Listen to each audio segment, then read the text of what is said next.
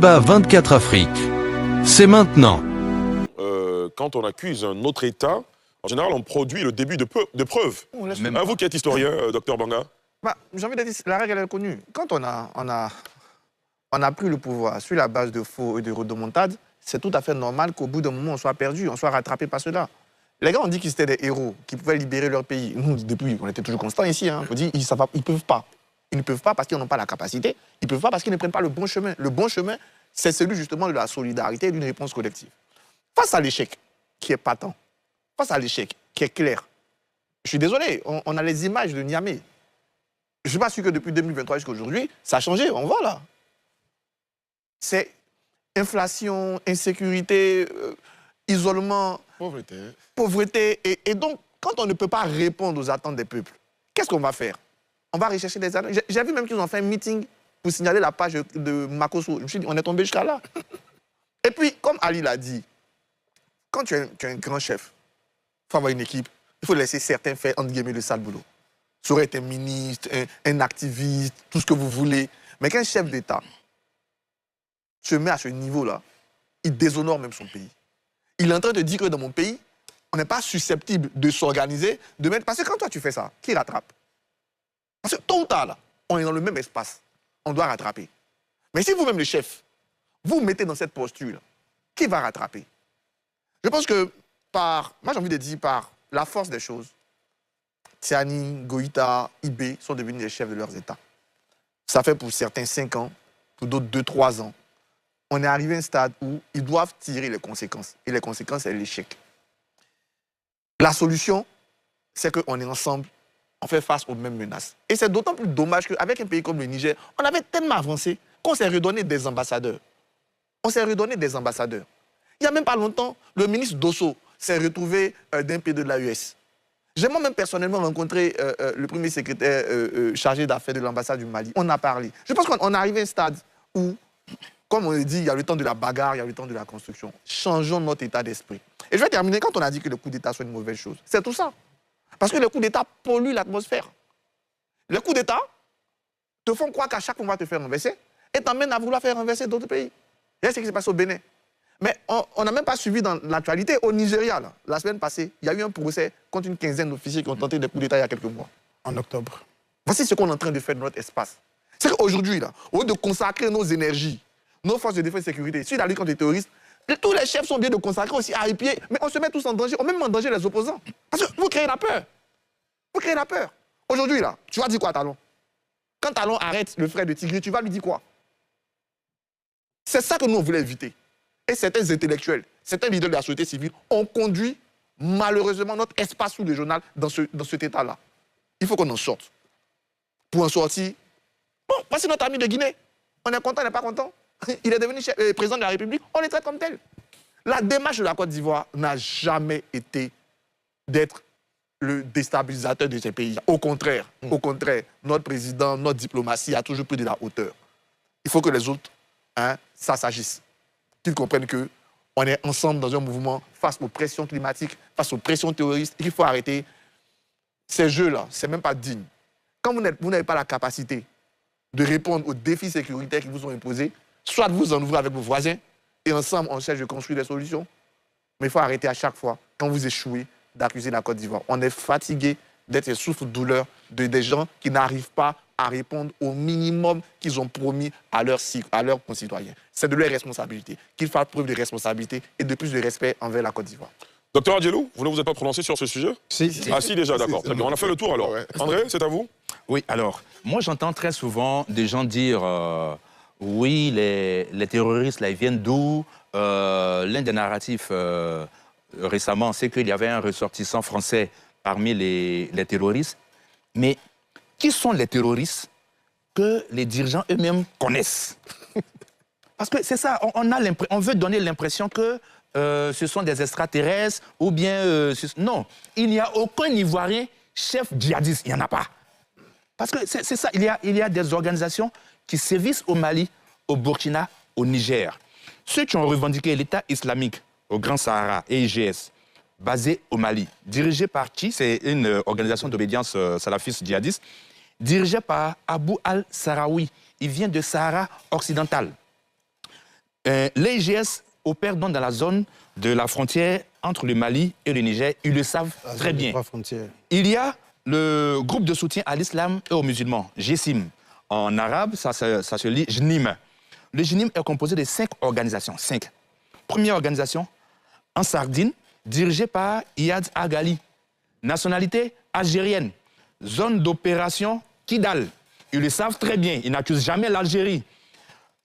Deuxième organisation, Ansaroul Islam. Ansaroul Islam est dirigé par Jafar Diko, nationalité burkinabé. Il intervient au Burkina. Ils le savent très bien. Il ne parle jamais de lui. Troisième organisation, Al-Qaïda au Maghreb islamique, ACMI, fondée par qui? Abdelmalek Dougdel, nationalité algérienne. Il n'accuse jamais l'Algérie. Autre organisation, il y a la Katiba Massina. La Katiba Massina est dirigée par Amadou Koufa. Et l'autre nom de la Katiba Massina, c'est le Front de libération de la Massina. Amadou Koufa est soupçonné d'être les attaques de Kafolo. En Côte d'Ivoire. En Côte d'Ivoire. Amadou Koufa, nationalité malienne. Et le cerveau de l'attaque de Kafolo, il s'appelle Ali Sidibé, alias Sofiane, nationalité burkinabé.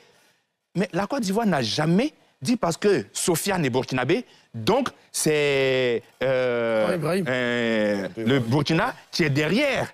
Jamais. Parce que c'est de l'irresponsabilité que de pointer la responsabilité d'un État parce qu'il y a une brebis galeuse parmi ses ressortissants. Non, il faut qu'on arrête ça. Le vrai problème au Niger, alors c'est quoi?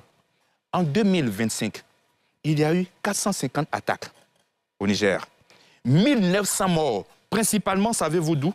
La région de Tillabéri. La région de Tillabéri est la région natale du général Tchani. C'est ça la vérité. 2024, 3277 morts et blessés. 2024. Principalement de la région de Tillabéri, région natale du général Tchani. 2023, 507 morts. Rappelez-vous, le président Bazoum a été déchu en juillet 2023. On était à 507 morts. Mais les morts causées par le djihadisme se sont accrues après la prise de pouvoir par le général Tchani. 2022, on était à 323 morts. Aujourd'hui, nous sommes en 2025 à 1900 morts. Ce sont les généraux qui dirigent le pays. Voilà la réalité du Niger. Et donc, face à cette réalité-là, ils veulent détourner l'attention de leurs concitoyens. Je vous assure, un président ivoirien, un ministre ivoirien ne peut pas dire des choses pareilles à des Ivoiriens et puis nous, là, on sera là à ne pas lui dire « Monsieur, vous êtes en train de dire des contre-vérités ». Mais enfin, ils infantilisent leur peuple. Et il faut que ça s'arrête. Il faut vraiment que ça s'arrête. Alors, sur le dos de... en général, dans le narratif, on parle en parlant de la France, évidemment, on estime que la Côte d'Ivoire veut se cacher derrière les injonctions de Paris pour déstabiliser ces pays de l'AES. Et malheureusement, beaucoup d'entre les citoyens ressortissants de ces pays y croient. Bien sûr. Comment on règle cette crise, finalement, qui se transforme, qui se met en crise de confiance entre les peuples? Oui, mais Ali, comme on n'a pas... vous dites beaucoup de citoyens de ce pays, mais en vérité... Voilà, sous le couvert de la lutte contre l'impérialisme. Oui, en vérité, ces régimes entretiennent des groupuscules d'activistes sur les réseaux sociaux. Parce que si vous donnez la parole aujourd'hui aux Nigériens de Niamey et des régions, nous, on a des contacts, la situation est difficile. Pourquoi ces régimes-là s'empressent de restreindre les libertés publiques, collectives et individuelles, suppriment les partis politiques, musellent les médias? Mais justement, c'est pour que des voix discordantes ou dissonantes ne se mettent pas, ne sont pas connues, la réalité. Donc ceux auxquels vous faites allusion, ce sont leurs partisans. Il y en a qui vivent au crochet de ces régimes militaires. Mais la réalité, si on donne la parole au peuple nigérien, à travers un scrutin ou à travers même les médias, ils vous diront que rien ne va. Mais allez, il suffit d'aller un peu à nos frontières nord. Le flot de populations qui viennent du Mali, du Niger, pour se trouver refuge dans la partie nord de notre pays, ce sont des milliers de personnes.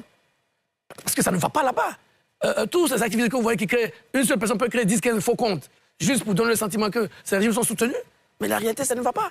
Que ce soit au Mali, que ce soit au Burkina, les difficultés sécuritaires n'ont jamais été aussi importantes qu'aujourd'hui. Tous ces régimes ont mis en avant la question sécuritaire pour prendre le pouvoir. Mais aujourd'hui, le Niger, André a fait quelques chiffres. C'est ahurissant.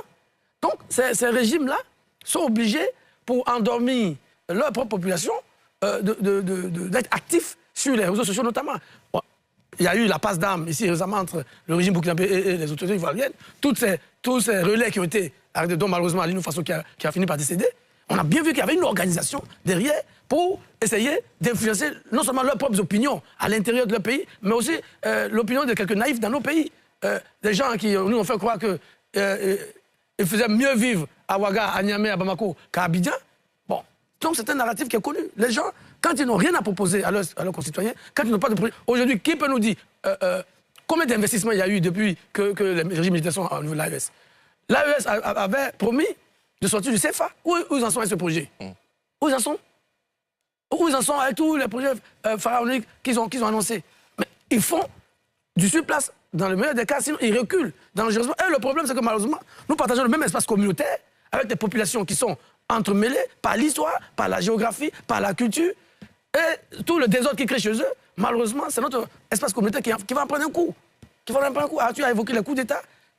Certains, dans beaucoup de pays, on pensait que c'était la panacée, mais aujourd'hui, la vérité, c'est que ces gens que vous évoquez, beaucoup parfois ne vivent même pas dans leur propre pays. Ils sont à l'extérieur, ils sont instrumentalisés. C'est ça le drame. Rendez-vous au prochain débat.